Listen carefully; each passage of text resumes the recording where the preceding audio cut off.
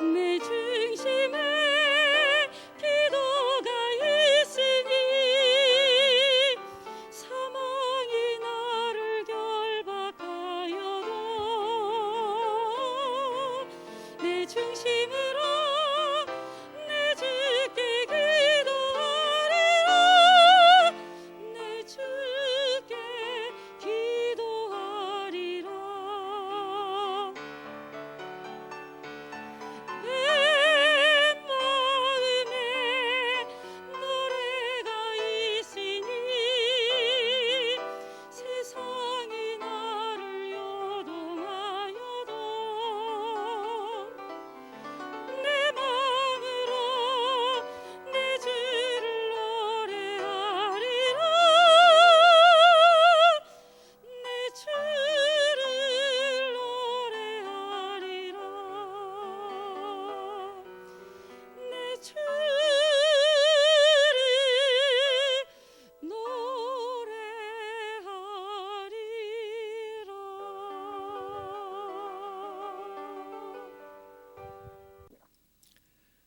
사람이 대단한 것 같지만 숨을 거두는 시간에 바라보면 사람만큼 참 허무한 것이 없는 것 같아요. 불과 1, 2분 전까지만 해도 나와 함께 눈을 맞추면서 얘기를 했던 그분이 하고 마지막 숨을 드시고는 숨이 멈춰지고 나면 참 아무것도 아닌 그야말로 허무가 내 마음속을 뒤덮는 것을 우리는 경험하게 됩니다. 우리 인간이 대단한 머리와 두뇌와 손끝의 재능을 가지고 있는 것처럼 생각하지만 심장이 딱 멈춰지면 아무것도 아닌 것입니다. 아신 바와 같이 우리가 말하고 생각하고 활동하고 움직이는 이 모든 게 심장을 통하여 공급되어지는 피를 통하여서 신경이 움직이고 근육이 움직여서 우리가 말도 하고 생각도 하고 이렇게 활동을 하게 되는 것입니다.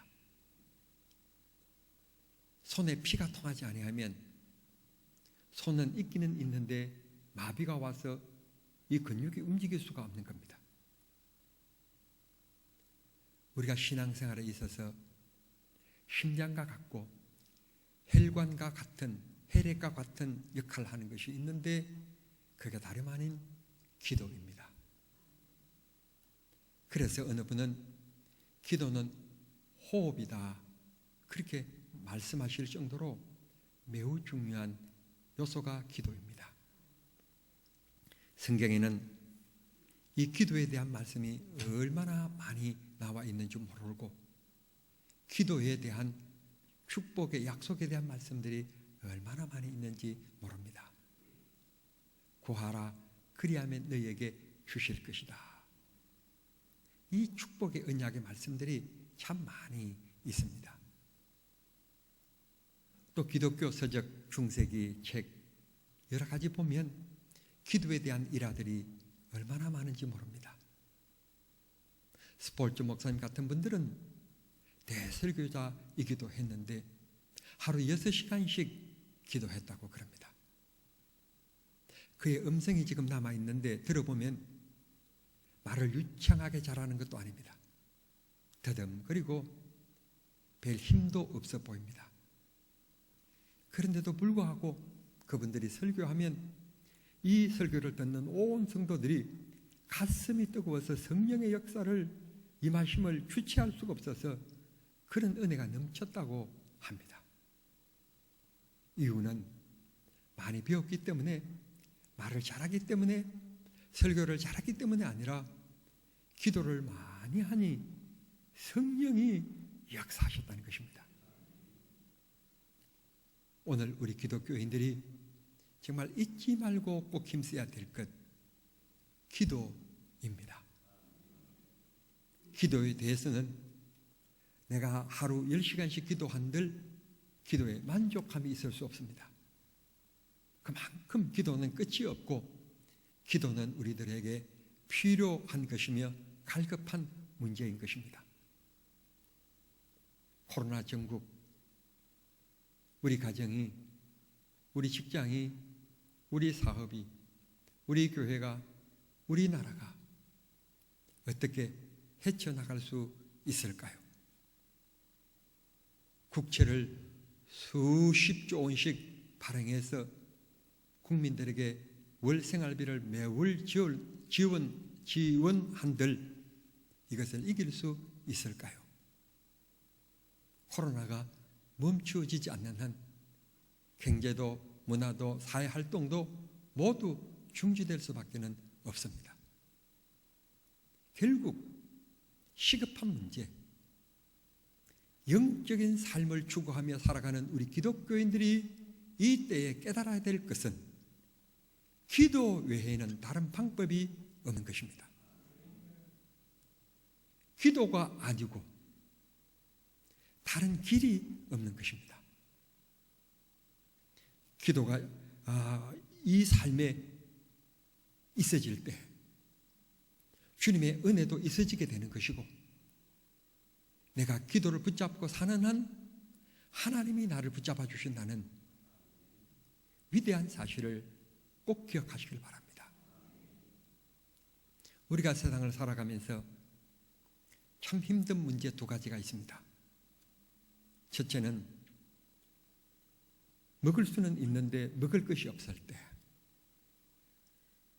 정말 그때는 글자 그대로 서러움입니다. 이것보다도 더 힘든 것이 있는데 그건 바로 내가 병에 들었을 때입니다. 내가 병들면 남편도 아내도 자식도 부모도 별 큰 도움이 되지 못합니다. 저도 한때 몹쓸 병에서 아주 헤매일 때가 있었습니다. 성도들이 저에게 건네는 인사가 목사님 힘내세요, 그게 인사였을 정도였습니다. 목사가 성도들에게 우리에게는 하나님이 계시니 힘내십시다 라고 해야 될 텐데, 목사가 우왕좌왕 건강 좋지 않으니까 성도들이 저에게 하는 말씀이 목사님 힘내시라는 얘기였었습니다. 제 선배 목사님은 저를 찾아오셔서 하시는 말씀이, 야,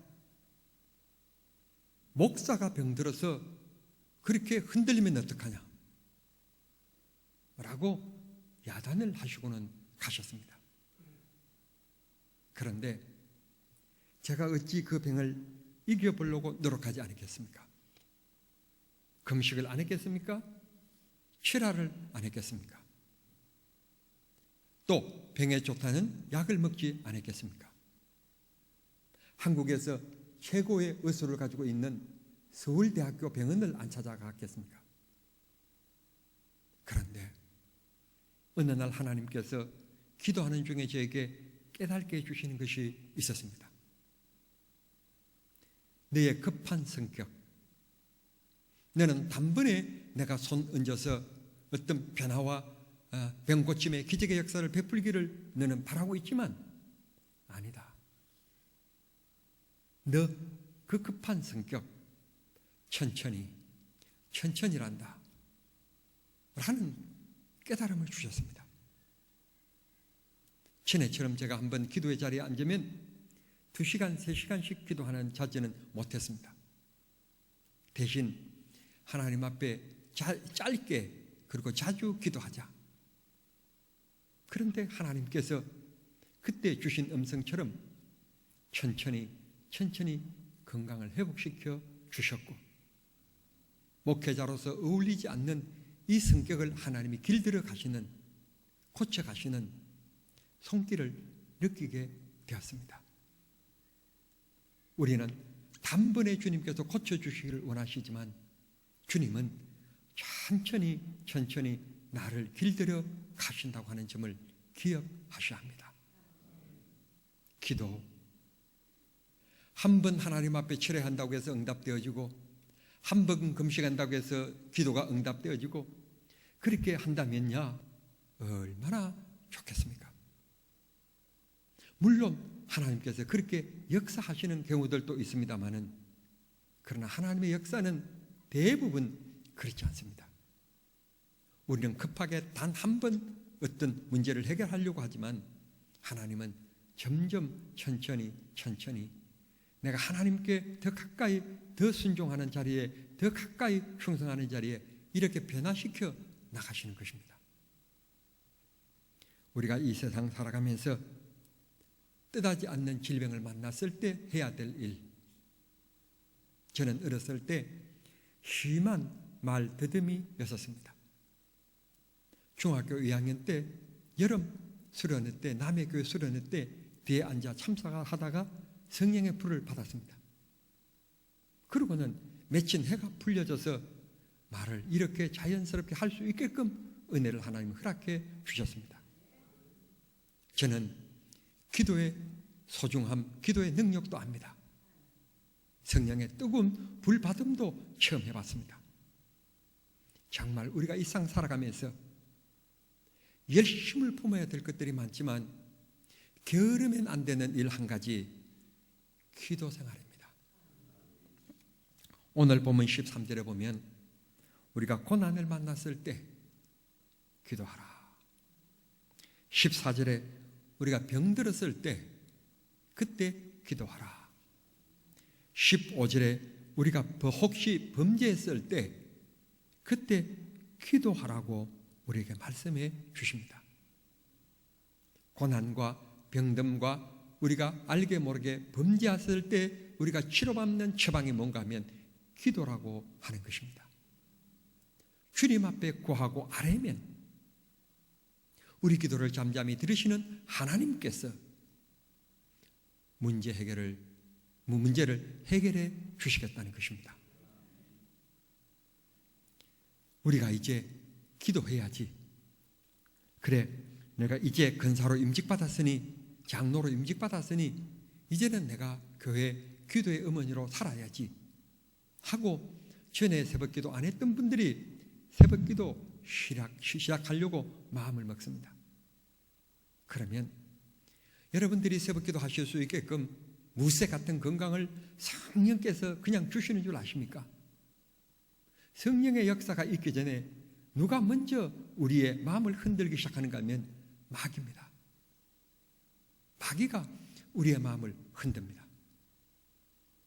새벽기도 해야지 하는 생각 드는 순간부터 이상하게 허리도 절리고 목도 뻐근하고 피곤이 더 몰려옵니다.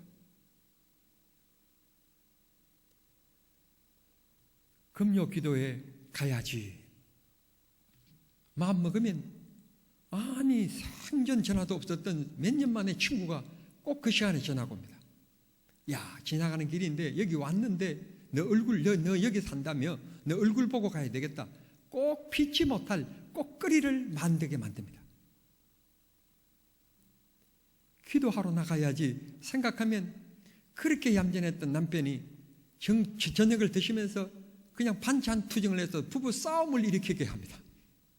마귀라는 게 희한합니다. 기도하는 일에 갖가지 방해를 놓습니다. 어느 날에는 새벽에 눈이 떠졌습니다. 아, 하나님의 은혜구나. 오늘 눈이 떠졌으니까 새벽기도 나가야지. 마음 먹으면 새벽기도 나가야지. 그런데 일어나려고 하는데 그때 오늘은 무슨 일을 해야 되고 어디에 가야 되고 그때부터 벌써 생각이 피곤해가지고 내가 갔다 오면 안 돼. 오늘은 피곤해. 그래서 다시 또 눈을 감게 만듭니다. 기도의 장애가 얼마나 많은지 모릅니다. 마귀의 역사, 마귀의 유혹이 얼마나 교묘한지 모릅니다. 또 한 가지, 기도해야지 생각하면 내 마음속에 마귀가 포기하는 마음, 낙심하는 마음을 줍니다. 야, 전에 너도 한번 교회에서 특별 새벽 기도했을 때 내가 열심히 기도해봤지 않느냐? 그런데 그때도 기도 응답이 없었잖아. 너 몸이 지금 아픈데 너 지금 전에도 목사님께 안수 받아봤잖아. 그런데 안 나았잖아.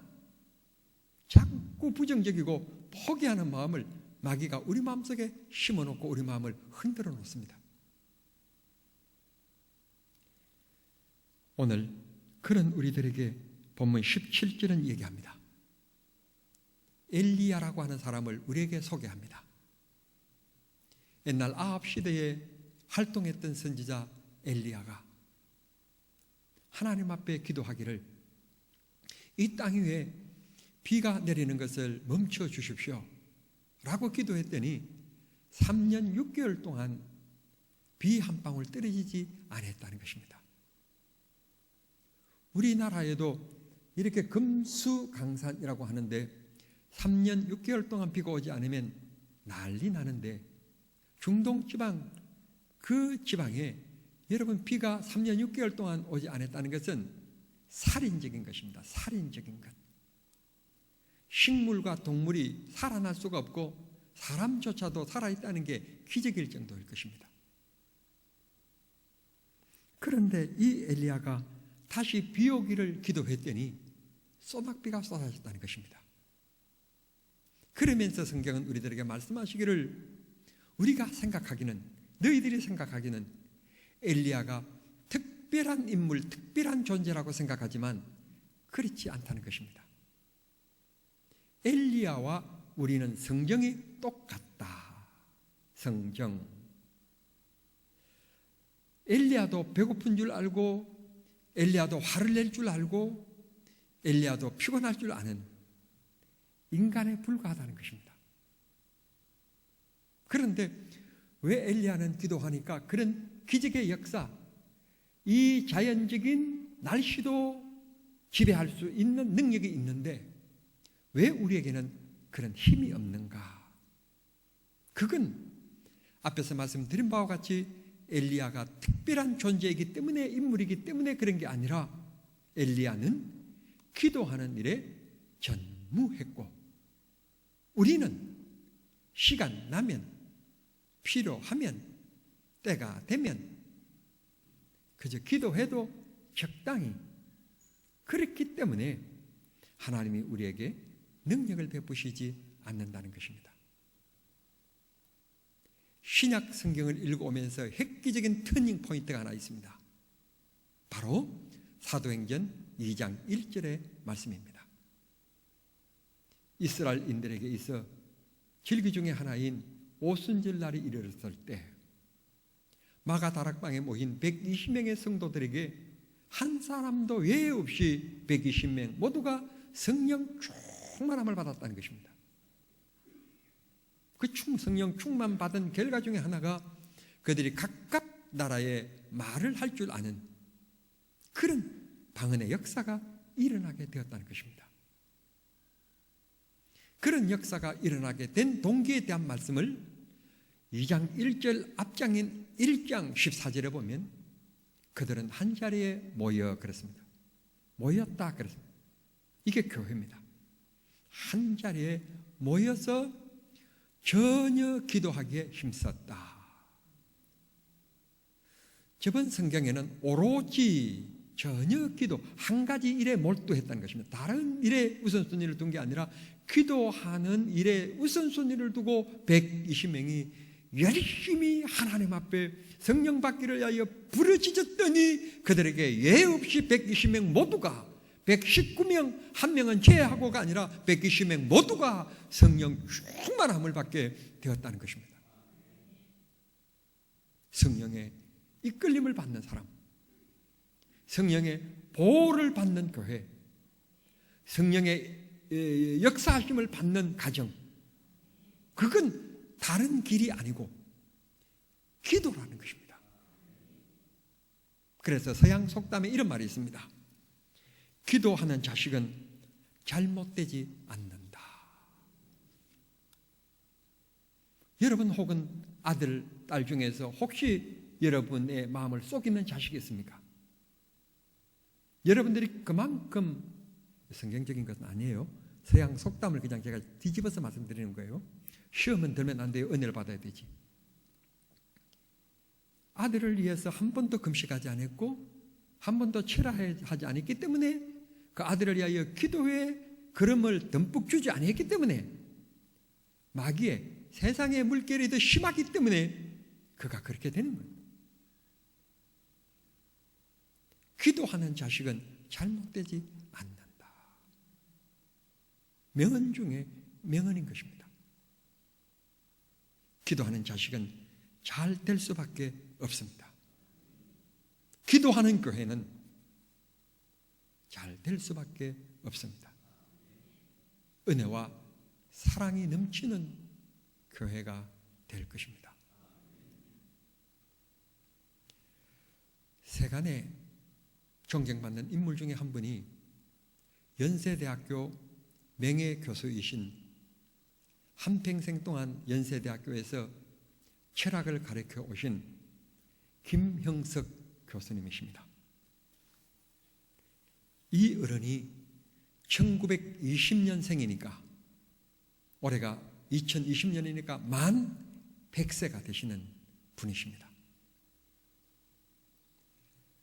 이분은 장손으로 태어났습니다.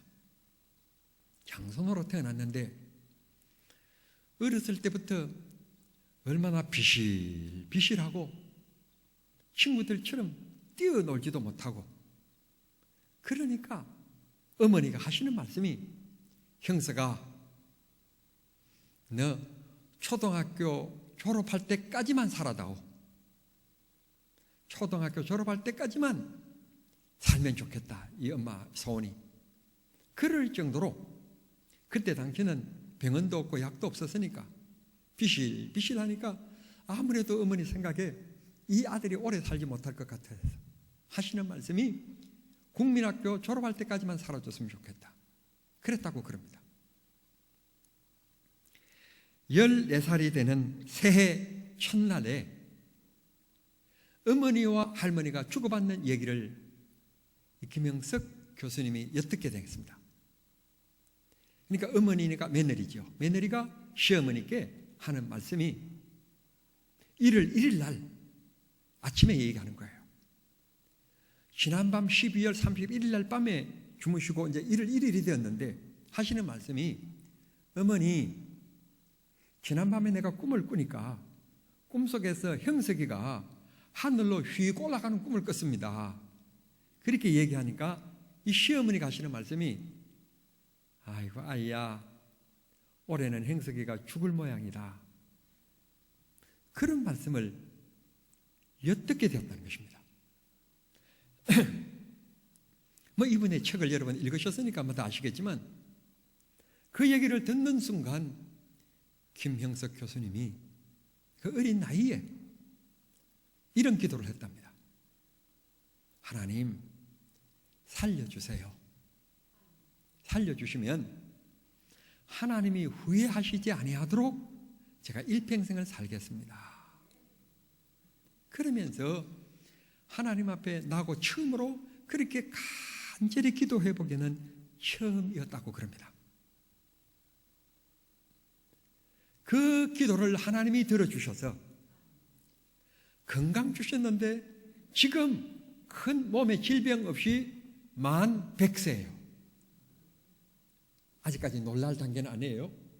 그 다음 문제는 며칠 전에 안산에 오셔서 강의를 하고 가셨어요. 70분 동안 강의를 하셨는데 30분 동안은 서서 강의를 하셨고 나머지 40분 동안은 이어서 앉아서 강의를 하셨어요.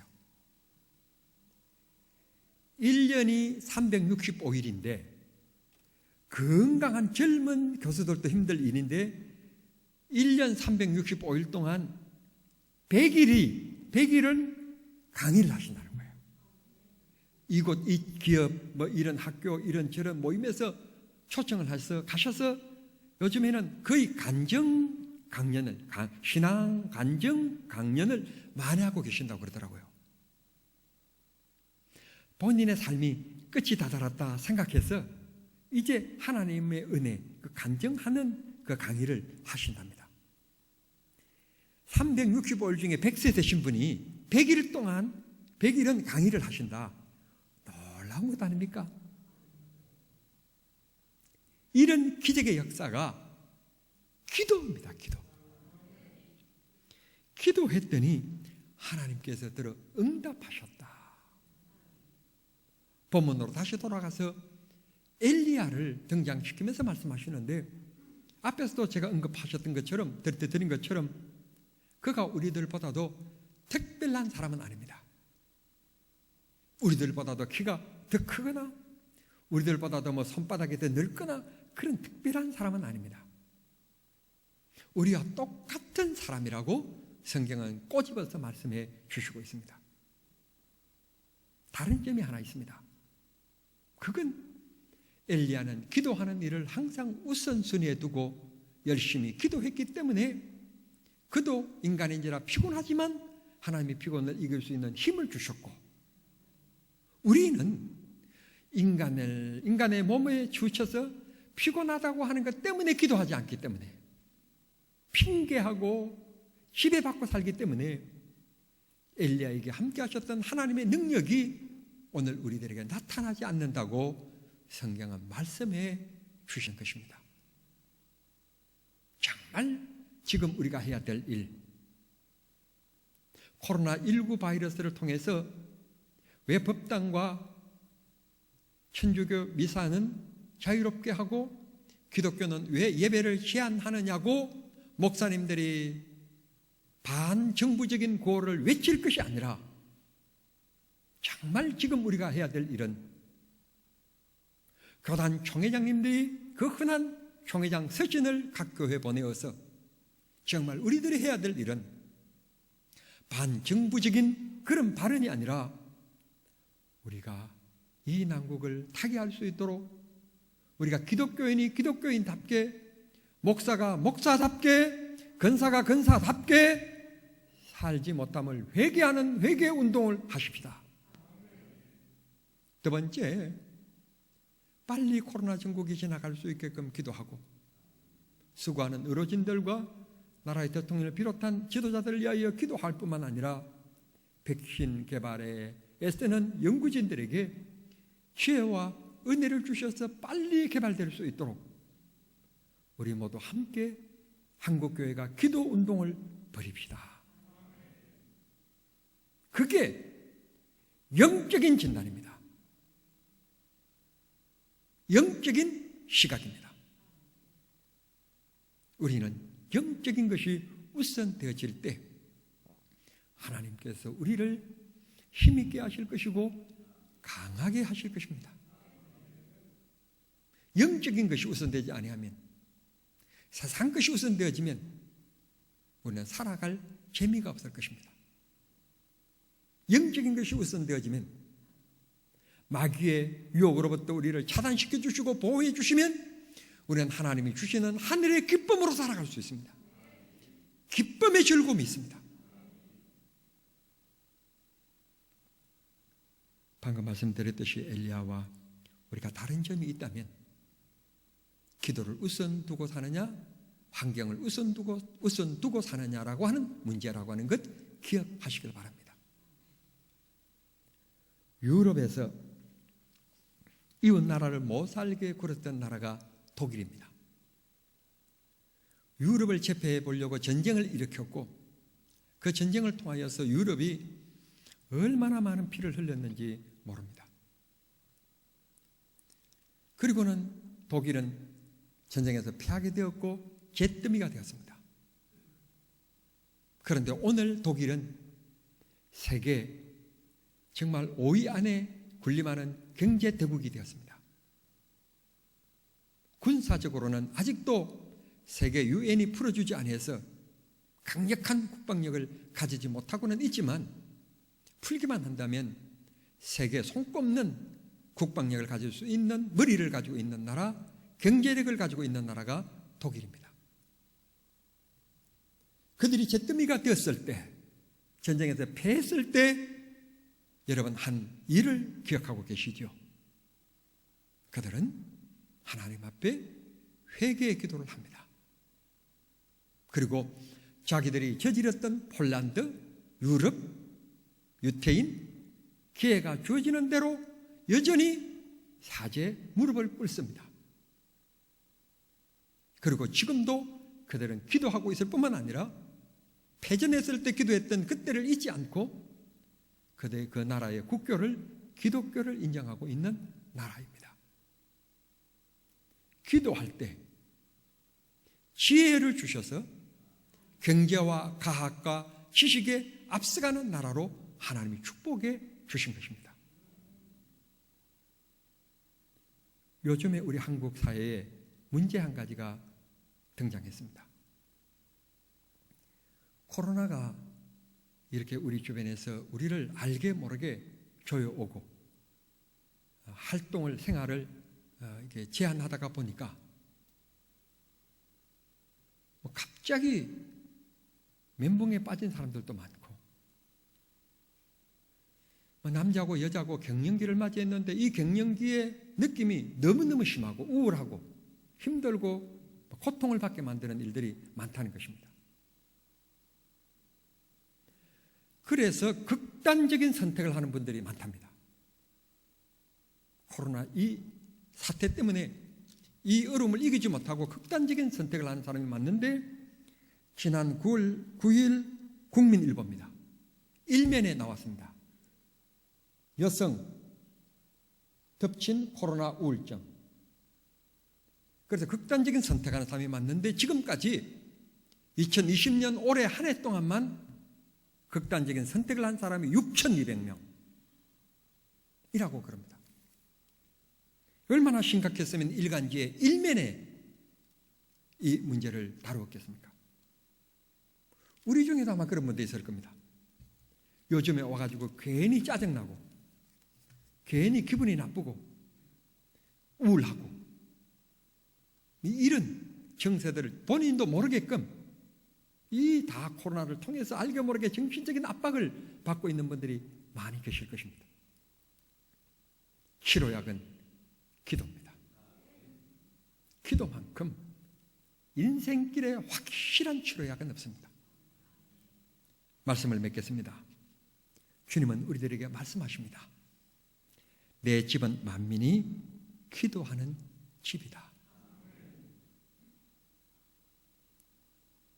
권사, 그러면 기도 많이 하시는 분, 아니면 교회의 기도의 어머니, 그렇게 우리는 기억하고 있습니다.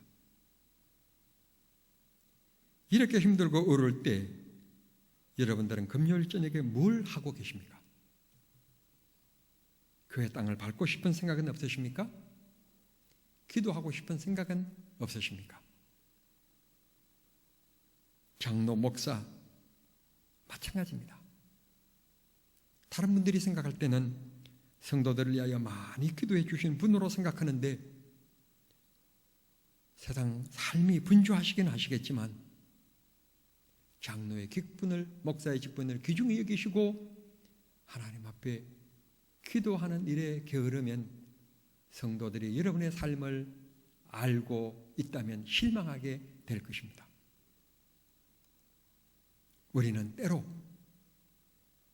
인생을 살아가면서 고난이라는 것을 만납니다.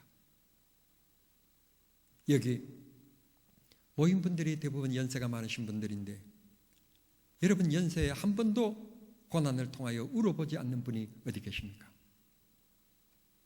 어떨 때는 세상 떠나고 안 계시는 어머니라도 계시면 그분 품에 안겨서라도 한번 실컷 울고 싶다라고 하는 생각이 들 때도 있습니다.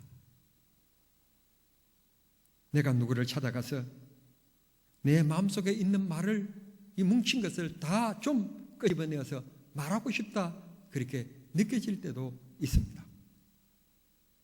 그런데 우리들에게는 그렇게 울어도 되는 품이 있습니다. 우리는 그렇게 다 말도 되지 않는 말을 다 내 마음속에서 끄집어내어도 되는 사람이 되는 분이 계십니다. 주님 품입니다. 주님 품에 안겨서 우리는 울어도 좋고 마음속에 있는 것들 다 토해내도 주님은 다 거두어 주시는 분이십니다. 오늘도 주님은 기다리고 계십니다. 나를 도와주시려고, 내게 무엇이 필요한지 이미 아시고 구하면 주시려고 준비하고 계시는 분이십니다.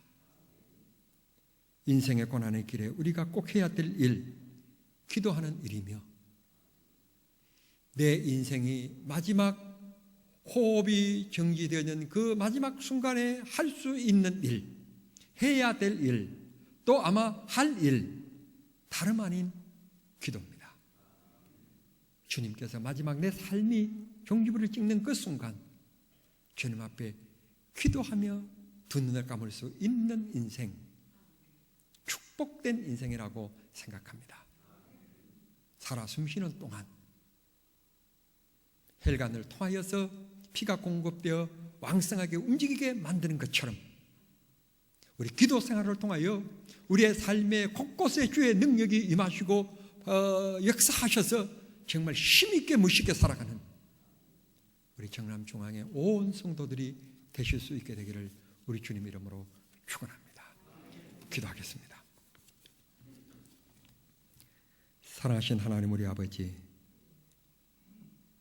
우리들에게 울 수 있는 주님의 품이 있고 부러지질 수 있는 하나님의 교회가 있음을 감사합니다. 병들었을 때, 환난을 당했을 때, 범죄했을 때 기도하면 하나님께서 문제를 해결해 주시고 복 주실 것을 본문을 통하여 약속해 주심을 감사합니다. 어떤 일이 또 핑계되지 않고 기도줄을 붙잡고 살아가는 우리 모두가 되게 해 주시고, 세상 일 때문에 기도하는 일을 포기하는 우리가 아니라 기도하기 위하여 세상 일을 포기하면 하나님이 역사하시고 채워주실 줄 믿습니다. 그런 믿음이 다 되게 해 주시옵소서. 예수님의 이름으로 기도하옵나이다. 아멘.